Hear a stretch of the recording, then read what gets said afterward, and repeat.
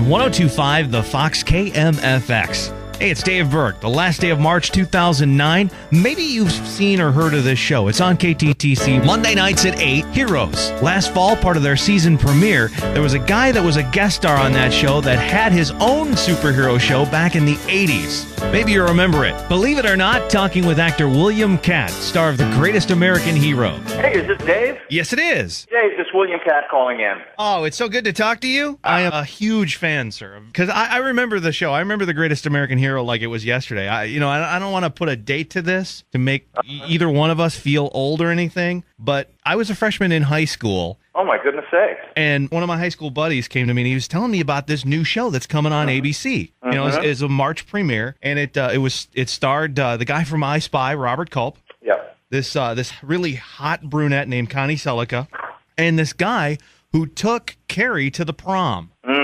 And I got to ask you this. Did you ever make it out of that gymnasium alive in Carrie?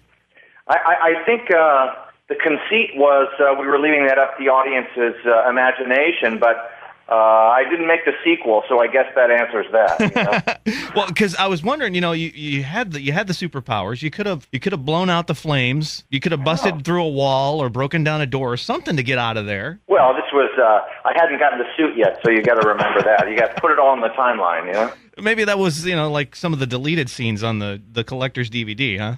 Yeah. Well, I was just wondering, they put out the call for the greatest American hero.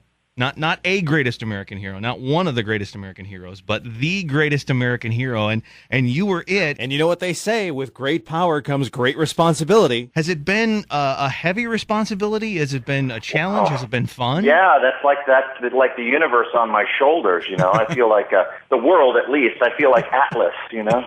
It's been one of those shows that has had like a cult following, kind of like Gilligan's Island. Here's the 6 degrees of separation. But see, Bob Denver wore a red shirt, and I wore red spandex. So there is some similarities here. And he flew in one episode, too, because he had a jetpack, so he flew like you, too. Red shirt, red spandex, flying, jetpack. Somewhere along the lines, there's another step toward Kevin Bacon. Oh, my God, yes. Oh, sure.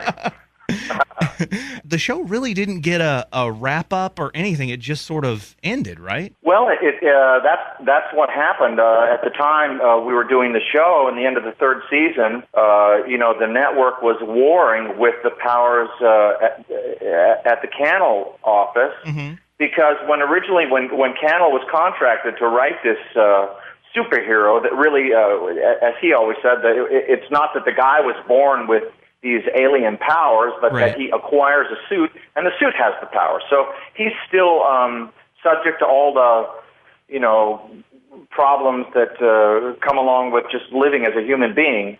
And the people at the network, the new regime that came in, wanted Ralph to do these heroic deeds and chase monsters and save the planet every episode. And that's not what Cannell wanted to do. So I think that became the beginning of the tension, and then slowly it grew into just this huge war. And they put us on opposite Dallas, and slowly we died. You know. Yeah, I remember that about the series. Maybe a lot of other people do too. You'd go from episode to episode, fighting different spies, gangsters, saving Bill Maxwell, saving Connie Selica, helping one of your students out of a jam. There really wasn't a villain like Lex Luthor or like the Joker or even like this Sylar on Heroes. Were you looking for more challenges like that instead of saving the world? And well, here's the funny thing. Many, many years later, you have to know that I started a comic book company called Catastrophic Comics.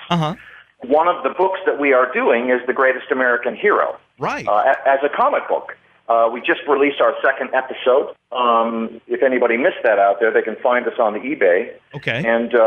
And at catastrophic.com, so that you can order the first issue and the second issue. The third issue will be out in about a month. And what we're doing with the show is we've updated it, yet retained the integrity of the original characters and the fun and the spirit. But we are answering some of these questions that fans have long held dear to them, and we are creating a Lex Luthor type of character. We are answering whatever happened to the instruction manual that fell in the desert. We're going to resolve that. we are also going to, or at least ask some new questions. And we're going to explore some other powers that the suit never had the opportunity to explore. Well, I got the first issue, and I managed to track down a copy of the first issue autographed by you. Oh, my goodness sakes. So I'm going to hang that up on my wall. Throw darts. It makes a great dartboard, you know. But I got the second issue, and I see it's just one panel. It's just one panel where the instruction manual is on the desert. It's in the sand on the desert, and there's a hand that picks it up, and that's just it in issue 2. The cliffhanger. Yes. By the third book. Are you enjoying the creative control that you have? Because who exactly do you answer to with this comic? I approach it very, I wake up in the morning, and I approach my mirror carefully. I got to find out what kind of a mood I am to how I'm going to respond to myself. So really, you're looking at a blank page, and you're doing this for your enjoyment, right? And for the fans' enjoyment too, right? Well, I think so. God bless him. Stephen Cannell has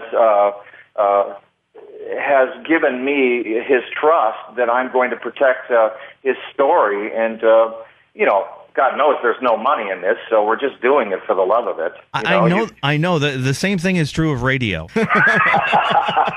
There you go.